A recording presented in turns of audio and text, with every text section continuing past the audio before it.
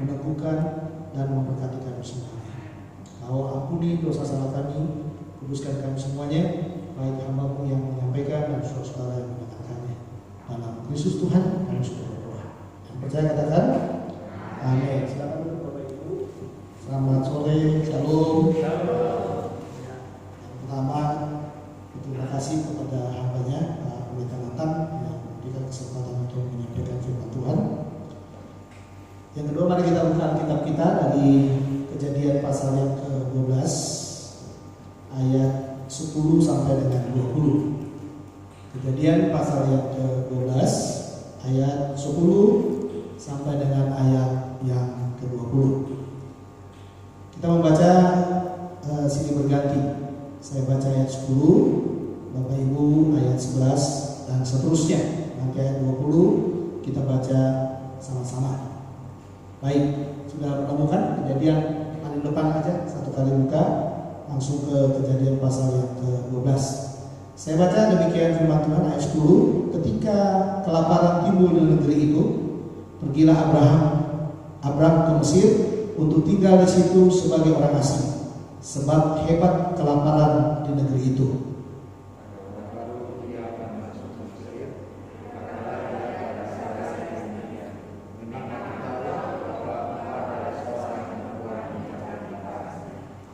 Apabila orang Mesir melihat engkau, mereka akan berkata, itu istrinya. Jadi mereka akan membunuh aku dan membiarkan engkau hidup.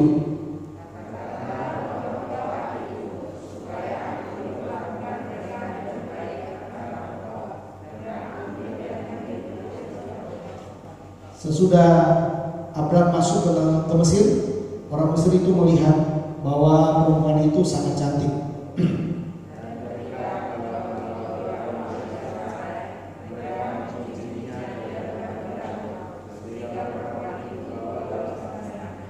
Firaun menyambut Abraham dengan baik-baik karena ia mengingini perempuan itu. Dan Abraham mendapat kambing, domba, lembu sapi, keledai jantan, budak laki-laki dan perempuan, keledai betina dan unta.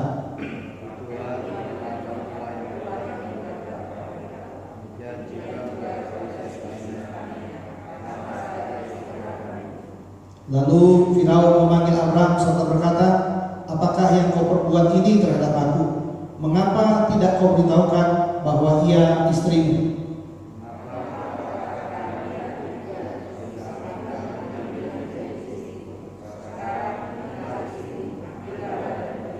Sama-sama ayat 20. Lalu Firaun memerintahkan beberapa orang untuk mengantarkan Abraham pergi bersama-sama dengan istrinya dan segala kepunyaannya. Ketika kita diperhadapkan dengan masalah, apakah yang harus kita lakukan? Ini pertanyaan yang sederhana untuk kita semua Bapak Ibu ya. Ya, ketika kita diperhadapkan dengan masalah, apa aja masalahnya? Apakah yang harus kita lakukan? Dalam pengamatan saya, baik terhadap situasi sekarang ini dan juga dalam Alkitab, saya menemukan solusi atau jalan keluar yang sering dilakukan orang untuk menyelesaikan masalahnya adalah yang pertama, mereka menyelesaikan masalah tanpa Tuhan. Yang pertama ya, menyelesaikan masalah tanpa Tuhan. Yang kedua adalah mereka menghadapi masalah bersama Tuhan. Hanya ini aja dua ini aja jalan keluarnya. Sekali lagi, menyelesaikan masalah tanpa Tuhan. Dan yang kedua, menyelesaikan masalah dengan Tuhan. Nah, kalau saudara melihat sampai di ayat yang ke-9, kalau saudara melihat baik-baik di sana teks kita ini, hubungan Abraham dengan Tuhan sampai ayat 9 itu sangat bagus sekali. Ya, sangat baik sekali. Saya rasa tidak ada masalah. Abraham masih berbicara dengan Tuhan. Bahkan saya berkata kepada saudara, dia masih membangun mesbah buat Tuhan. Jadi dari satu tempat ke tempat sampai dia di di tanah Negeb itu, dia membuat mesbah dan dia mulai berseru memanggil nama Tuhan. Bapak Ibu saudara yang kasih Tuhan, kita menyadari memang Abraham ini baru keluar dari Ur Kasdim. Dan memang orang yang baru kenal Tuhan begitu intim ya, sangat intim sekali. Kalau sudah perhatikan sana, bahkan keintiman itu dinyatakannya dalam mesbah yang saya katakan tadi, yang dia buat, ya, yang dibuat, dan sekarang dia menetap di tanah Negev. Itu peralihannya. Tetapi saudara, pada waktu dia ada di Negev, apa yang terjadi? Ada masalah yang sedang ia hadapi di tanah Negev. Nah, ini masalah saudara. Jadi kan kadang-kadang ikut Tuhan itu luar biasa, sukacita, bahagia. Begitu ya saudara ya. Kita berdoa, doanya dijawab Tuhan. Kita menghadapi apapun, selalu Tuhan ada bersama dengan kita. Selalu ada jalan keluar. Tapi tiba-tiba ada masalah besar. Dikatakan di dalam bagian yang kita katakan tadi, ayat 10 itu, ketika kelaparan timbul di negeri itu. Itu kata kuncinya. Ketika kelaparan timbul di negeri itu. Saudara, seharusnya kan kalau akrab, Abraham itu akrab dengan Tuhan, apa yang harusnya dilakukannya? Dia berkomunikasi dengan Tuhan, dia bertanya dengan Tuhan, dan dia menyerahkan apa? Masalah itu kepada Tuhan. Tapi saudara lihat di dalam bagian ini, tidak ada komunikasi. Tiba-tiba dikatakan, ya, pergilah Abraham ke Mesir untuk tinggal di situ sebagai orang asing, sebab hebat kelaparan di negeri itu. Jadi kita bisa lihat, ternyata Abraham itu di posisi yang pertama tadi, dia mau menyelesaikan masalah, dia mau menghadapi masalah tanpa Tuhan. Ya, tanpa Tuhan. Nah, Bapak Ibu Saudara yang dikasih oleh Tuhan, ketika masalah muncul, apakah yang harus kita lakukan? Yang pertama dikatakan dari di dalam bagian ini, Abraham itu menghadapi masalah tanpa Tuhan. Artinya apa? Ia mencoba mencari jalan keluar untuk menyelesaikan masalahnya dengan apa? Dengan hikmat dan kemampuannya. Ya, sehingga kalau saudara melihat ada beberapa catatan yang bisa saya lihat dalam narasi itu. Yang pertama adalah ia pergi ke Mesir tanpa berkomunikasi dengan Tuhan. Ini sering ya, tanpa berkomunikasi dengan Tuhan. Sangat kontras. Tadi saya katakan ke saudara dengan ayat 89, di mana ia begitu baik komunikasinya dengan Tuhan. Hadirnya mesbah menandai apa? Persekutuan dengan Tuhan. Tapi pada waktu masalah itu muncul, ternyata mesbah itu tidak dipakai untuk menggumuli masalah yang sedang terjadi. Ya, saya tidak tahu karena Alkitab tidak mencatat apakah Abraham memang sudah dalam kategori lapar. Ya kan? Saya nggak tahu laparnya dia udah lapar level berapa. Nah, ini kata kunci ya. Ya, sudah lapar level berapa? Alkitab tidak mencatat. Tapi Alkitab hanya menjelaskan kepada kita, ketika kelaparan itu terjadi, Abraham pergi. Yang berikutnya, ia melakukan dalam ayat 11-16 itu, ia melakukan strategi dunia. Apa strategi dunia? Yang pertama, mengorbankan istrinya untuk mencari aman sesaat. Ini banyak kita seperti saudara, mencari aman sesaat. Abraham melakukan itu. Pada waktu udah mau masuk, dia ingatkan Sarah, tolong ya, jangan pernah menyebut bahwa kamu adalah istriku. Kenapa? Karena bayangan dari Abraham, kalau seandainya itu disebut istrinya, maka dia akan terancam. Bagaimana caranya supaya aman? Kata kuncinya, kompromi dengan dosa. Ya kan? Kompromi dengan dosa. Makanya saudara dikatakan sana, ia takut kalau dia dibunuh karena istrinya cantik parasnya. Ia mengajak istrinya untuk berbohong, mencari itu yang tadi saya bilang, kenyamanan sesaat. Sehingga saudara lihat di sana, ia mengubah status istri jadi adik demi nyaman, aman sesaat. Bapak Ibu, saudara-saudara, kira-kira ada hasilnya nggak? Kira-kira dia diberkati nggak kalau kayak gitu? Diberkati. Karena dikatakan di sana hasilnya apa? Ya aman. Firaun menyambut Abraham karena apa? Karena mengingini istrinya. Lalu yang berikutnya apa lagi? Ia kaya. Ya catatannya dari yang kita baca tadi. Ia kaya, diberi harta, diberi budak dan lain-lain. Ada orang baru masuk ke Mesir kan dikasih budak, itu kan luar biasa itu, Saudara. Ya aman. Kelihatan seperti diberkati Bapak Ibu. Tetapi situasi yang seperti ini, apakah Tuhan bisa menerimanya? Itu pertanyaannya. Apakah Tuhan bisa menerimanya? Kita harus ingat Abraham terikat dengan Tuhan karena apa? Karena panggilannya. Abraham itu punya apa namanya? Punya relasi dengan Tuhan, punya panggilan yang nyata, punya panggilan di mana Tuhan menginginkan Abraham menjadi orang yang diberkati.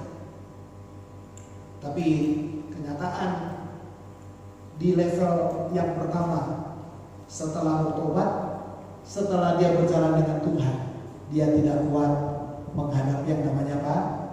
Ujian. Dikompromikan, saudara. Semua kompromi, tidak ada yang tidak dikompromikan, semuanya dikompromikan. Apa saja dia lakukan, apa saja dia buat, yang penting apa? Aman. Aman.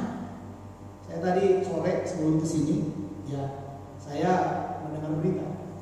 Dia bilang gini, kalau seandainya Corona ini nggak bisa berhenti 10 tahun, 15 tahun yang akan datang, satu-satunya cara bagaimana katanya? Ya satu-satunya cara itu yang dicari pemerintah. Dan dikatakan harus kuat, bisa berdampingan supaya apa? Supaya virus itu tidak membunuh kita. Seharusnya kalau kita punya masalah dalam hidup kita, banyak solusi. Dan memang solusi itu seperti berdampingan akan datang kepada kita. Tapi bukan berarti kita akan kompromi dengan solusi demi solusi yang dibuat dunia. Saya banyak bertemu juga saudara dengan orang yang sakit, yang mulai dengan berdoa. Setelah berdoa dia pergi ke dokter, sampai di dokter belum sembuh-sembuh, akhirnya apa? Cari alternatif. Kalau udah cari alternatif, kira-kira bagaimana itu? Masih sama nggak dengan iman kita? Atau kira-kira sudah menjauhi iman percaya kita? Pasti sudah menjauhi iman percaya kita. Kelihatannya seperti rohani, kelihatannya seperti benar, tapi sebenarnya ada kesalahan yang luar biasa. Banyak hal yang dibuat seperti itu. Atau banyak sekarang saudara, kalau saudara melihat, kalau kita nggak punya uang, coba lihat reklame-reklame yang ada di YouTube. Semua seperti mudah sekali. Hanya syaratnya KTP aja, katanya. Buat KTP-nya, pinjamannya akan keluar, katanya dia. Begitu nggak bisa bayar, jadi masalah lagi nggak? Jadi masalah. Mau menyelesaikan masalah, tetapi semakin apa? Semakin memunculkan masalah yang baru. Abraham sama, dia mau menyelesaikan masalah, justru mulai muncul masalah baru. Ya, karena ternyata saudara, Sarah itu diambil, dibawa kemana? Ke istana, ya kan? Ke istananya siapa? Ke istananya Firaun. Kalau saudara lihat di bagian yang pertama, kalau Abraham punya masalah, dia punya masalah yang dia lakukan dihadapi sama Tuhan.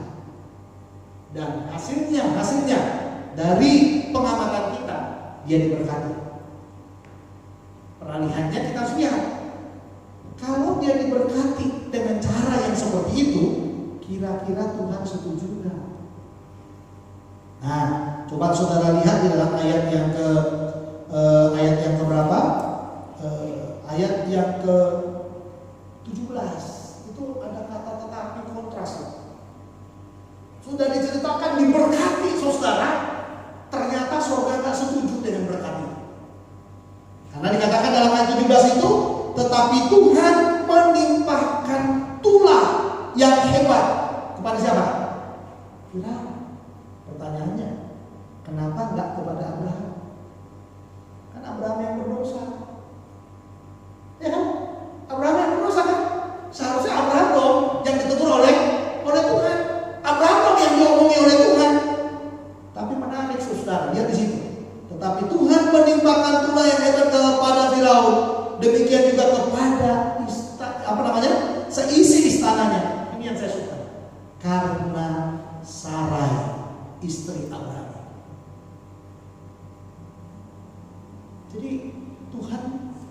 berurusan. Karena dia melihat ada seorang wanita yang dikorbankan oleh Abraham demi apa? Demi suksesnya, demi keberhasilannya. Dan ini jadi masalah, saudara. Tuhan gak bicara sama Abraham, kau udah berdosa Abraham. Tuhan gak bilang kayak gitu. Tapi Tuhan menulahi siapa? Firaun. Karena apa? Tuhan proteksi. Siapa yang diproteksi? Sarai. Karena ada di istananya, hampir mungkin diambil menjadi istrinya, saudara. Sebelum yang paling genting terjadi, Tuhan menulai Firaun dan semua seisi istananya. Tapi alasannya Tuhan cuma sederhana. Karena siapa? Karena Sarai. Dan ini perlu kita ketahui, saudara. Kadang-kadang dalam hidup ini kita melihat yang baguslah, amanlah, ya kan? Berkatnya masih ngalir. Kadang-kadang orang Kristen itu kan ribetnya di situ. Saya pernah dengar cerita orang, ada orang yang udah meninggal, apa Tuhan yang udah meninggal. Lalu ada orang membuat penilaiannya begini, wah dia udah diberkati, ya udah ada mobil, udah ada rumah pribadi. Jadi kalau dia pulang ke surga, istrinya udah matang-matang, katanya gitu. Saya dalam hati saya kadang-kadang lucu ya. Ya, kenapa? Karena banyak sekali saudara standar penilaian orang terhadap hidup ini dari mana? Dari berkat. Kalau berkatnya ngalir, uangnya banyak, rumahnya bagus, ada mobilnya dan ada semuanya, seolah-olah kita menganggap bahwa orang itulah adalah orang yang paling diberkati. Hati-hati loh, karena Abraham membuktikan dalam bagian ini, ya di sini dia diberkati, semuanya dia punya, saudara.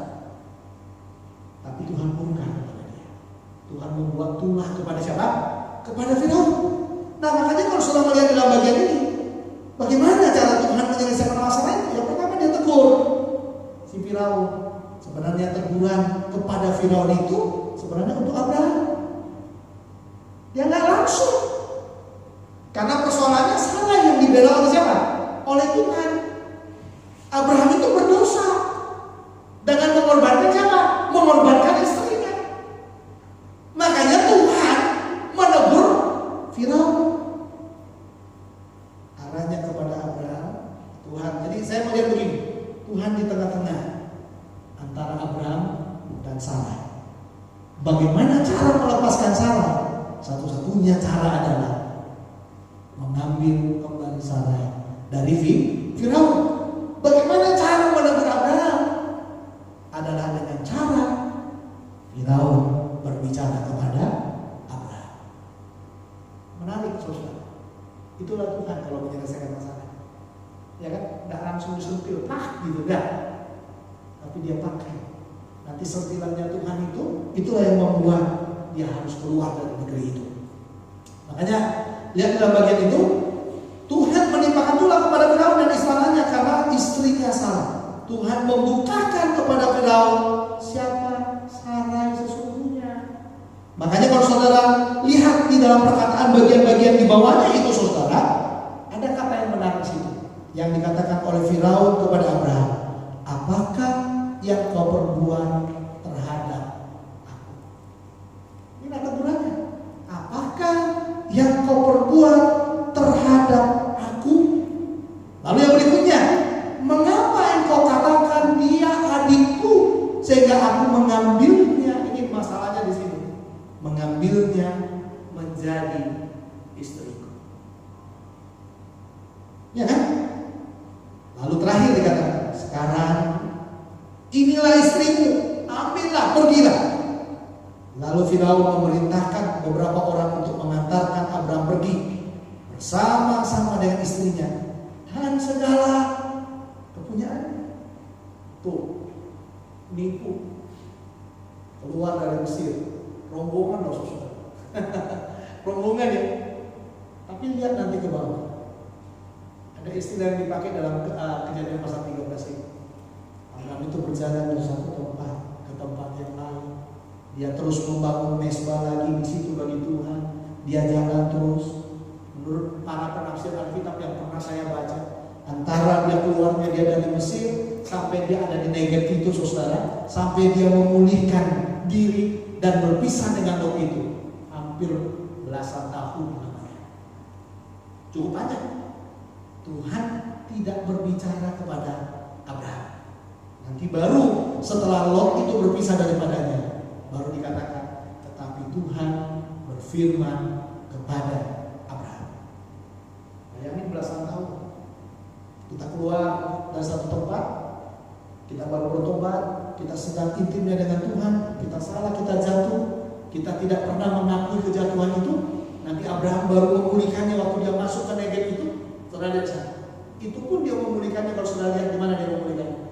Setelah berantem antara siapa? Antara apa namanya itu, gembalanya Lot ya ponakannya, ya, antara gembalanya Lot dengan itu pasukannya dia ribut. Nah, akhirnya di situ Abraham memunculkan imannya. Di situ dia mulai memulihkan dirinya dengan Tuhan. Makanya dengan besar hati Abraham katakan, kalau engkau ke kiri, aku akan ke kanan. Ya, pokoknya kita harus bisa. Kita ini kerabat yang baik, silakan kamu pilih duluan. Waktu itu otak-otak dagang kan, dia lihat menarik itu Sodom, dia pilih Sodom saudara. Tinggallah Abraham di negeri itu, di sana tempat yang basah. Sekarang Abraham ada di tempat yang mana? Yang kering. Tapi bedanya apa?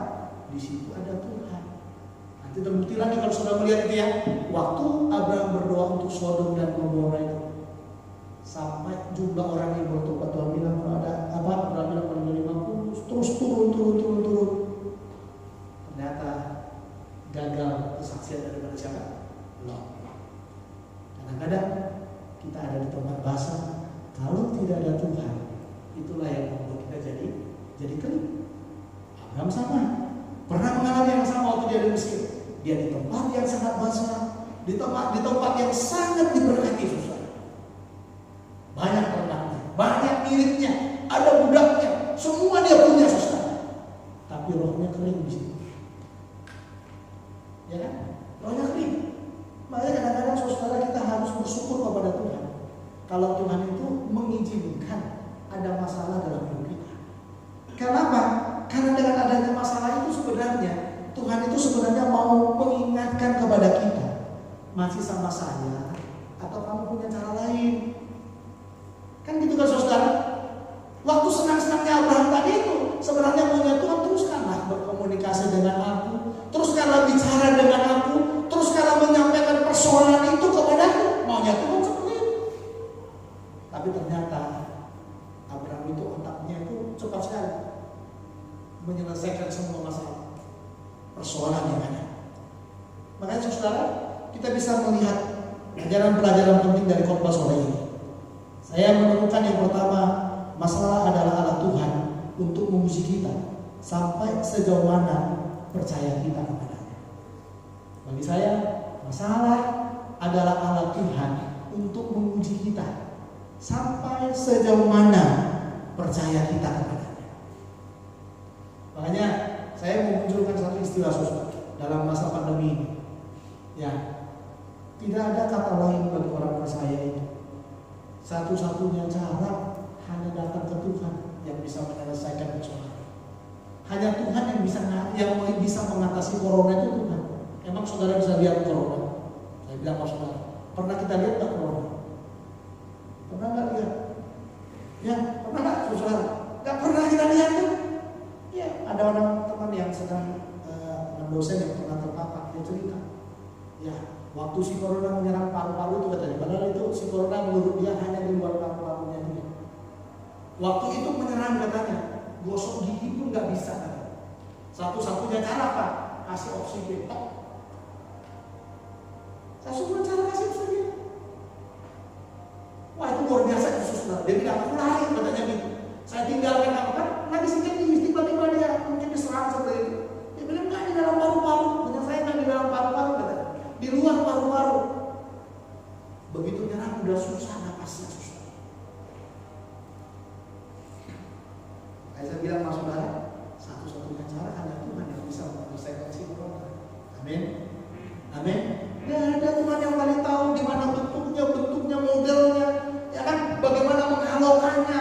Hanya Tuhan yang bisa melakukan itu, saudara. Makanya ini yang saya katakan. Pandemi ini masalah buat kita, ya kan? Persoalan kita nggak bebas kemana-mana. Dan seringkali statement yang kita keluarkan begini, nantilah kalau si corona udah selesai kita ketemu lagi, kita bikin yang besar lagi. Padahal sebenarnya di pihak Tuhan, perhatikan Bapak, di pihak Tuhan sebenarnya masalah ini sudah menjadi alatnya Tuhan untuk membuka teknologi yang sangat luar biasa. Ya kan? Coba kalau saudara bapak di live streaming kayak tadi pagi kayak gitu. Semua orang mendengarkan khotbah yang tadinya mungkin nggak pernah datang ke gereja, dia mendengarkan khotbah, susah.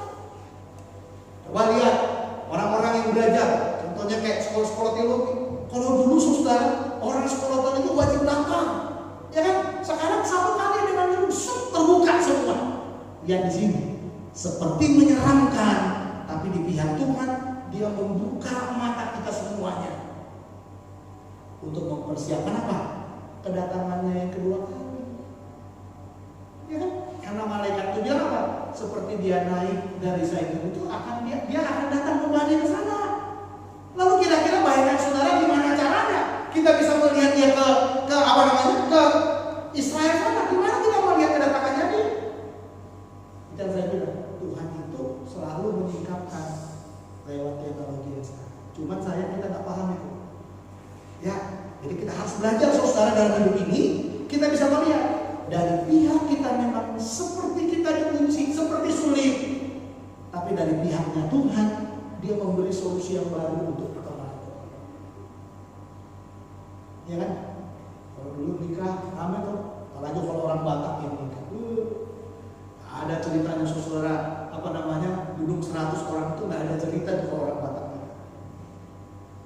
Apalagi kalau orang Batak nikah itu saudara wajib mulai dari kepala apapun harus ada di atas meja. Sekarang kalau nikah di Jakarta, saudara tahu nggak? Pakai nasi kotak. Orang Batak itu haram pakai nasi kotak kalau nikah.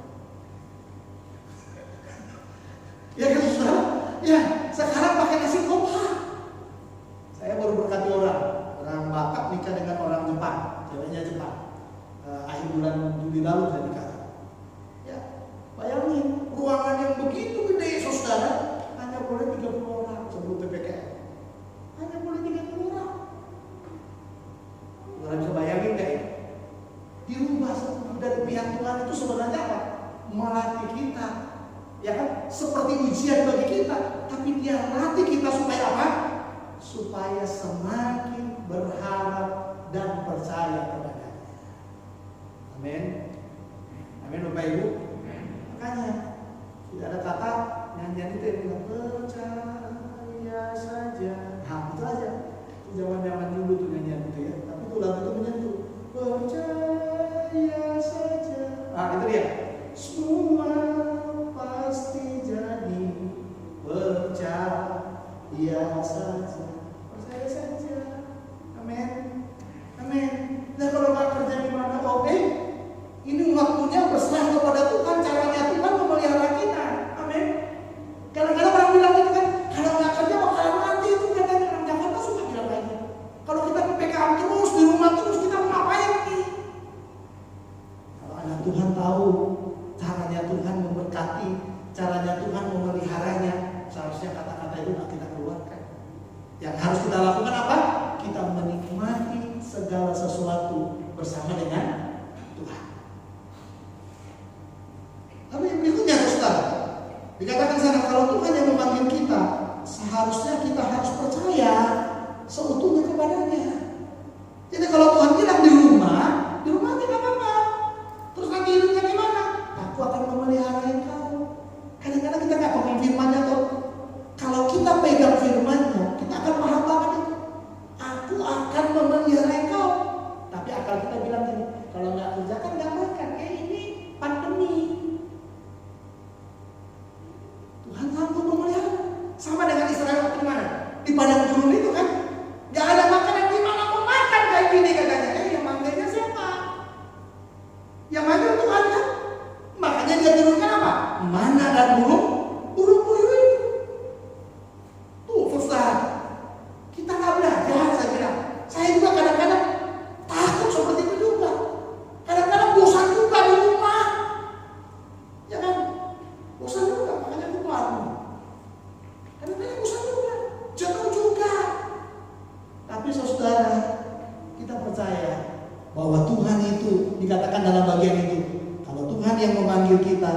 seharusnya kita harus percaya seutuhnya kepadanya. Amin. Gimana kuliahku kalau kayak gini terus? Itu kan yang bikin kayak gitu masih kuliah kan? Ya kan? Nanti gak jadi pintar loh kalau gak ketemu dosennya. Siapa bilang gak pintar? Pintar aja. Ya kan? Gak pintar loh kalau online terus. Siapa bilang? Kenapa? Itu dari pihak Tuhan, itu jalan keluarnya. Nah, kita yang gak melihat jalan keluarnya ini, yang memaksakan diri supaya stabil lagi, terjadilah pemaksaan demi pemaksaan yang akhirnya membuat kita apa? Sulit sendiri. Ya, kayak tadi pagi langsung ke Jakarta kiri, padahal saya selalu posisi, tapi bisa. Kalau dulu kan pamit dulu ya, mau keluar kota gitu, kita tetap bisa khotbah. Tuh, Bapak Ibu, dan itu solusinya Tuhan. Paham gak kita ini solusinya Tuhan? Dia buka jalan buat kita. Itu solusinya Tuhan. Jangan berkerumun katanya. Memang bagus apa jangan berkerumun. Apalagi yang begadang sampai pagi gitu kan. Ya kan? Ya. Itu juga. Dengan cara itu sekarang semuanya sepi. Dulu ramai banget ya. Apalagi kalau di Jakarta kita susah. Ramai banget dulu ya. Sekarang hampir tak kelihatan. Saya senang banget itu. Gak macet. Ya kan saudara ya, gak macet. Karena yang kerja kan dikurangi kan. Dikurangi, ada yang masuk, ada yang ada di rumah gitu loh. Gak macet. Malam-malam gak menyeramkan kelihatan. Dulu kan ada kumpulan orang itu udah menyeramkan makin. Ya dunia dugem juga mulai ditutup itu. Gimana orang mau dugem lagi? Ya udah takut duluan kan saudara ya. Udah takut duluan. Nah makanya ini pelajaran yang kedua. Percaya seutuhnya kepada Tuhan. Amin. Amin. Percaya seutuhnya lah. Udahlah, kita orang Kristen, orang percaya hidup kita dipelihara Tuhan. Percaya dengan saya. Percaya dengan firman. Ya kan? Apa yang dibilang dalam Mazmur 23? Sekalipun aku dalam lembah apa? Lembah kelam. Tetapi aku ada di situ, gada dan tongkatmu. Dia akan mengajar kita terus. Ya kan susah, dia akan mengajar kita terus. Dia akan memberkati kita terus. Kenapa? Ini masa pandemi. Tuhan tahu bagaimana cara membuat solusi pemelihara mereka yang percaya kepada Tuhan. Lalu yang ketiga, dikatakan di bagian ini, jangan pernah mempersulit diri kita demi kenyamanan sesaat. Jangan pernah mempersulit diri kita demi kenyamanan sesaat. Ya kan? Jangan persulit dirimu. Jangan hancurkan hubungan persekutuan kita dengan Tuhan demi kenyamanan sesaat. Jadi dengar dia dengan baik lewat persekutuan kita dengan dia, lewat doa kita dengan dia, lewat kita berbicara dengan Tuhan. Izinkanlah Tuhan itu sekali-sekali juga berbicara kepada kita. Bagaimana caranya? Biarkan caranya Tuhan yang menyampaikannya kepada kita. Itu jauh lebih baik saudara daripada kita ngotot. Sudah ngotot bagaimana? Gagal tahap, nggak bisa ngapa-ngapain. Makanya saya sangat senang sekali belajar dari kisah ini. Bagi saya adalah kisah bagaimana Tuhan mengizinkan masalah dan menguji kita di sana.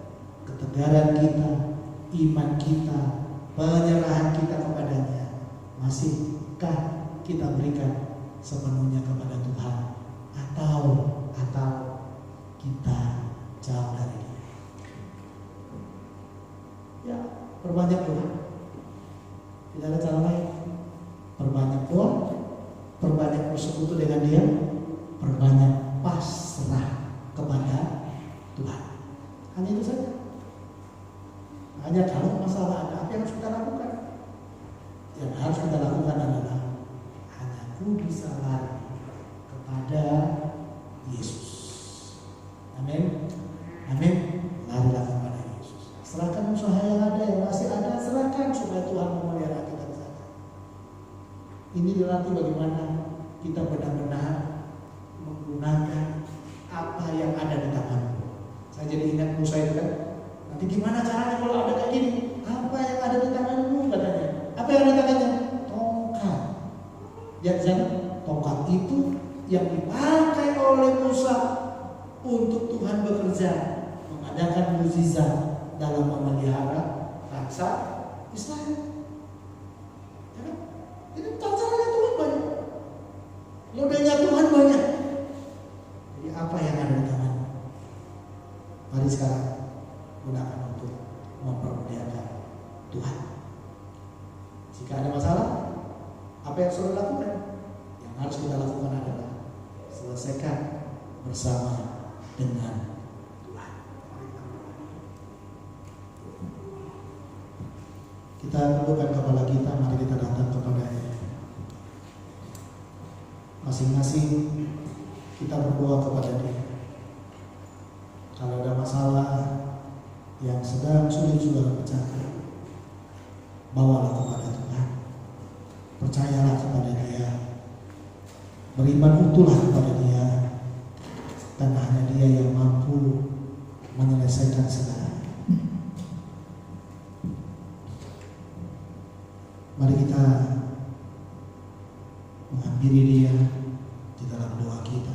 Bapa, Kau lihat kami dalam semua pergumulan-pergumulan kami. Kau lihat kami dalam semua masalah demi masalah kami, khususnya dalam masa COVID ini Tuhan.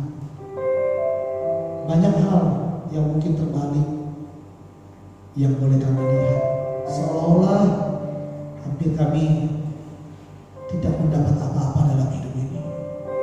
Karena kadang-kadang pikiran kami hanya melihat sesuatu yang kami lihat kepada apa yang di belakang kami.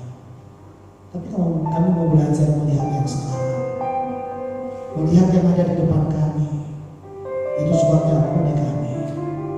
Kami mau belajar bersyukur, kami mau belajar berterima kasih atas semua berkat, atas semua anugerah, atas semua kebaikan demi kebaikan. Kami mau bersyukur karena Engkau masih memberikan makan minum kepada kami. Kami mau bersyukur karena kami masih cukup dalam segala sesuatu dalam hidup ini. Tolonglah kami Tuhan, tolong memberkati kami. Selanjutnya ke depan, kami sungguh percaya kepada Tuhan. Terima kasih Bapa. Mari kita naikkan satu pujian kepada-Nya. Inilah yang kurenungkan. Inilah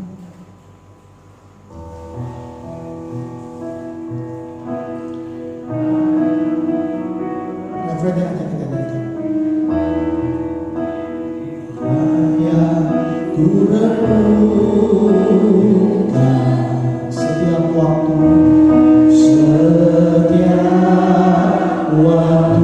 nyanyian pujian dan pengakuan, pujian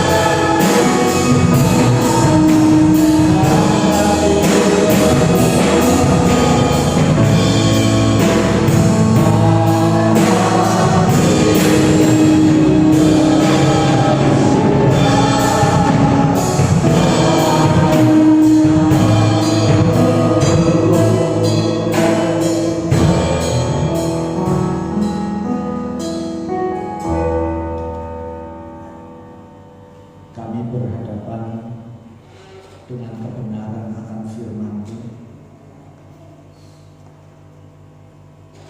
membuat kami harus tertunduk malu